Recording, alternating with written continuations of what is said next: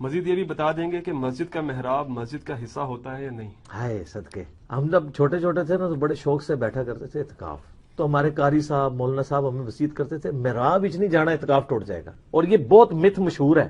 وہ کہتے ہیں دیکھیں اس لیے امام جب کھڑا ہوتا ہے نا تو اس کے پاؤں محراب سے باہر ہوتے ہیں.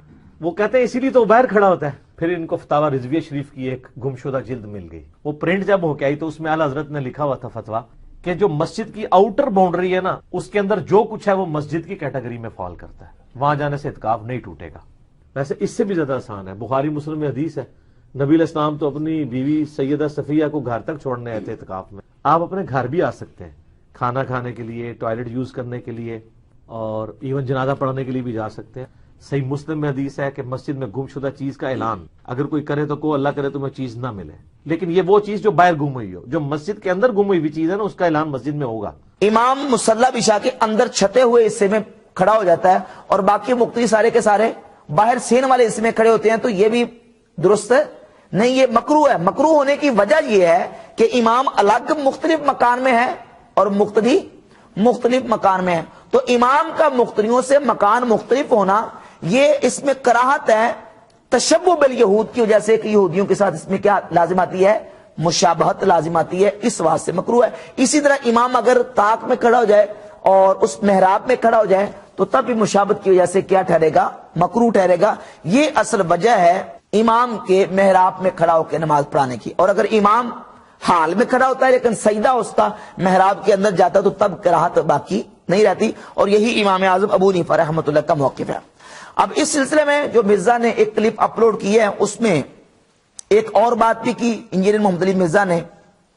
کہا جی کہ وہ اعتکاف کے حوالے سے جو حنفی ہے نا بریلوی، یہ کہتے ہیں کہ اگر کوئی بندہ اعتکاف والا محراب میں جاتا ہے تو اس کا اعتکاف ٹوٹ جاتا ہے. حالانکہ ہماری کسی کتاب میں یہ بات نہیں لکھی.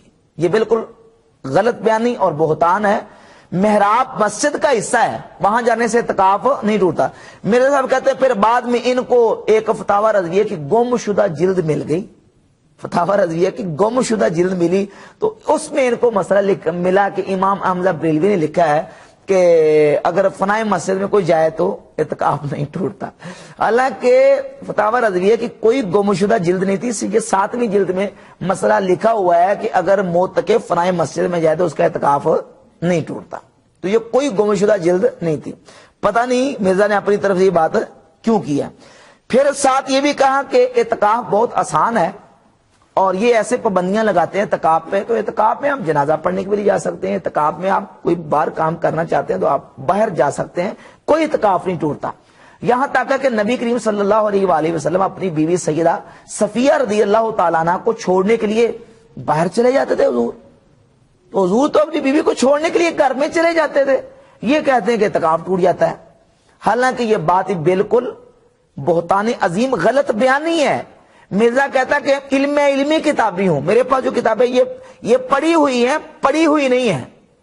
تو اگر پڑھی ہوئی ہوتی تو ان میں یہ مسئلہ دیکھ لیتے کہ سیدہ حضرت صفیہ رضی اللہ تعالیٰ عنہ کا جو گھر تھا وہ کوئی 2 4 5 کلومیٹر مسجد نبی سے دور نہیں تھا، بلکہ ان کا گھر مسجد نبی سے، بلکہ نبی کریم علیہ السلام کی تمام ازواج طیبات کے جو حجرے اور مکانات اور گھر تھے وہ حوالی مسجد نبی شریف کے ارد گرد تھے. امام بدر الدین عینی رحمت اللہ علیہ نے عمدۃ القاری شرح صحیح البخاری جلد نمبر 11 صفحہ نمبر 215 پہ لکھا ہے کہ وَقَانَ بِيُوتُ أَزْوَاجِ نبی صلی اللہ علیہ وسلم حوالی ابواب المسجد. نبی کریم علیہ الصلوۃ والسلام کی ازواج طیبات کے جتنے حجرے تھے وہ مسجد نبی کے ابواب المسجد، مسجد نبی کے دروازوں کے ارد گرد تھے. اب ہم دیکھتے ہیں سیدہ صفیہ رضی اللہ تعالیٰ عنہ کے حوالے سے جو حدیث ہے صحیح بخاری میں، امام بخاری رحمۃ اللہ 2035 نمبر حدیث لے کے آئے. کریم علیہ الصلوۃ والسلام حضرت صفیہ کو چھوڑنے کے لیے گئے. اذا بلغت باب المسجد عند باب ام سلمہ تھا. جب حضرت صفیہ نبی کریم علیہ الصلوۃ والسلام کے ساتھ مسجد نبی کے دروازے تک پہنچی، ام سلمہ رضی اللہ تعالیٰ کے دروازے کے قریب، مر رجلان من الانصار، تو انصار میں سے 2 شخص ان کے قریب سے گزرے. پھر نبی کریم علیہ الصلوۃ والسلام نے ان کو تنبیہ فرمائی کہ یہ میرے ساتھ کوئی اجنبی خاتون نہیں ہے، یہ ام المومنین حضرت صفیہ رضی اللہ تعالی عنہا ہے. تو حضور علیہ الصلوۃ والسلام ان کو چھوڑنے کے لیے کہیں کو 2, 4, 5 کلومیٹر دور مسجد نبی سے نہیں گئے، بلکہ مسجد نبی کے دروازے تک حضور علیہ الصلوۃ والسلام حضرت صفیہ رضی اللہ تعالیٰ عنہ کو چھوڑنے کے لیے گئے تھے. تو یہ جب اس طرح کے مسئلے بیان کرے گا انجینئر محمد علی مرزا تو لوگوں کے اعتقاد بھی توڑائے گا، لوگوں کی نمازیں بھی توڑائے گا اور لوگوں کے ایمان اور عقیدوں کو برباد بھی کرے گا. کہتا ہے جنازہ پڑھنے کے لیے جا سکتے ہیں آپ، بیمار کی تیمارداری کرنے کے لیے، عیادت کے لیے بھی جا سکتے ہیں، جبکہ اس کے آئنسٹائن اور بابا البانی نے صحیح سنن ابی داؤد کی 2474 نمبر کو حسن صحیح قرار دیا ہے، جس میں سیدہ عائشہ صدیقہ رضی اللہ تعالیٰ عنہ کا بیان موجود ہے کہ ام المومنین سیدہ عائشہ فرماتی السنۃ علی المعتکف، معتکف کے لیے سنت یہ ہے اللہ یعود مریدن، وہ کسی بیمار کی عیادت نہ کرے، ولا یشہد جنازتن، اور کسی جنازے میں شریک بھی نہ ہو. البانی نے کہا کہ حسن صحیح، یہ حسن صحیح حدیث ہے. تو اب کس رستے پر لوگوں کو چلا کے لوگوں کو گمراہ کرنا چاہتا ہے. اور پھر ساتھ ایک اور بات بھی غلط بیانی کی، کہا کہ مسجد میں جو گم شدہ چیز کا اعلان ہے آپ اعلان کر سکتے ہیں، کوئی حرج نہیں ہے. وہ جو اعلان ہے نا، کہا گیا کہ آپ کسی شخص کو دیکھیں کہ وہ مسجد میں گم شدہ چیز کا اعلان کر رہا تو اسے کہو کہ تمہاری چیز خدا کرے نہ ملے. یہ جو اعلان ہے یہ اس چیز کا اعلان ہے جو مسجد سے باہر گم ہو، جو مسجد کے اندر گم ہو اس کا آپ اعلان کر سکتے ہیں. حالانکہ اس میں مطلقاً حکم دیا گیا من سمع رجلا ینشد ضالا فی المسجد، تم میں سے اگر کسی بندے کو کوئی بندہ دیکھے سنے کہ وہ مسجد میں گمشدہ چیز کا اعلان کر رہا ہے تو اس کو کہے، دعا کرے کہ یا اللہ اس کی چیز نہ ملے. تو اس میں مسجد سے باہر گمشدہ اور مسجد کے اندر گمشدہ کو کوئی فرق نہیں ہے. تو اس طرح کی جو غلط بیانیاں مرزا اپنے بیان میں کرتا. محراب والا جو موضوع ہے اس بھی اس طرح کی بہت ساری غلط باتیں مرزا نے بیان کی ہیں. آمش کی تدلیس کو آپ نے مسئلہ نمبر 36 میں خطرہ ایمان بھی کہا. خطرہ ایمان وہاں پر ہوگا جہاں پہ کوئی ایمان کے خطرے والی بات ہوگی. صحیح ہے، لیکن کرائٹیریا تو یہ ہاں کرائٹیریا یہی ہے. نہیں تو وہ اسی بات پہ مطلب اب میں کیا نام لوں اس کا، آن لائن وہ چھوڑ دیں، اس کا نام نہ لیں میرے بھائی، اس کو کوئی نہیں جانتا. 300-400 بندے اس کی کلپ دیکھتے ہیں، اس میں سے بھی 350-400 جو ہے وہ ہمارے لوگ ہوتے ہیں. تو آپ وہ کوئی 1-2 بندے نا اس میں اضافہ کرتے ہیں، اس کو چھوڑ دیں. خیر ٹھیک ہے. بسم اللہ الرحمن الرحیم. السلام علیکم دوستو. آپ نے دیکھا اور سنا نام نہ لیں، نام نہ لیں. یہ ڈر ہے، یہ خوف ہے کہ جس نے بھی دیکھا نا یہ channel Ali Nawaz on line, اسے پتا چل جائے گا کہ اس صدی کا سب سے بڑا جھوٹا مکار فراڈی کون شخص ہے. اور کہتا ہے کہ 300-400 ان میں سے 350 ہمارے بندے. آپ تو کہتے تھے کہ فرقہ وارث پر لعنت، اب آپ نے اپنے بندی بنا لی ہے.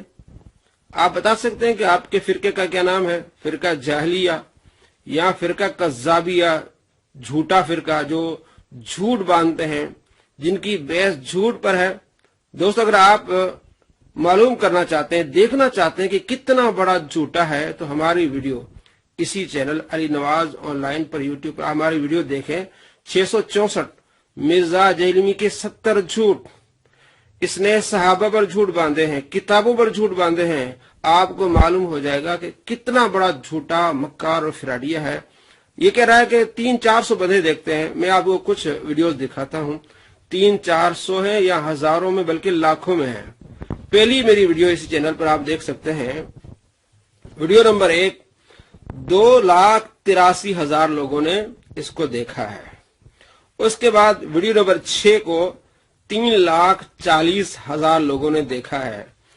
ویڈیو نمبر 72 کو 1,05,000 لوگوں نے دیکھا ہے.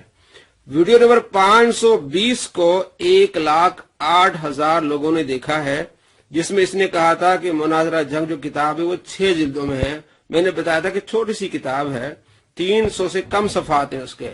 تو اس نے جھوٹ بولا تھا. تو 1,08,000 لوگوں نے اس ویڈیو کو دیکھا ہے. 300-400 کہہ رہا ہے. ویڈیو نمبر 103 1,75,000 لوگوں نے اس کو دیکھا ہے. ویڈیو نمبر 117 1,55,000 لوگوں نے دیکھا ہے.